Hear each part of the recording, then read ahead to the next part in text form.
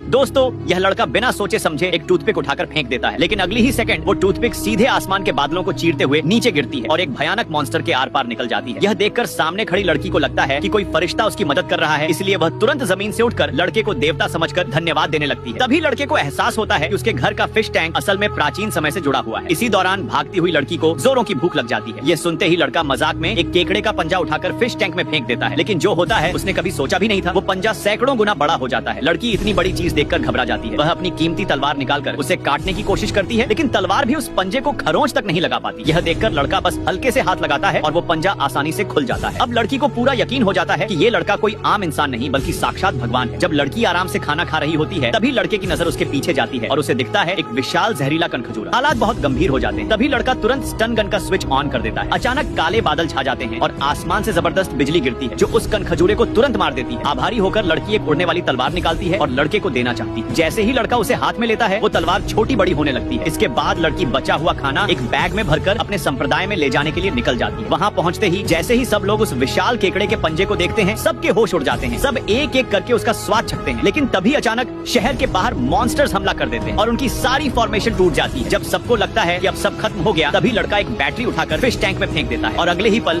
एक भयानक बिजली का मैदान बन जाता है, जो सब कुछ बदल देता है। पार्ट 2 आपके रोंगटे खड़े कर देगा। चैनल को सब्सक्राइब करके पार्ट 2 कमेंट करो।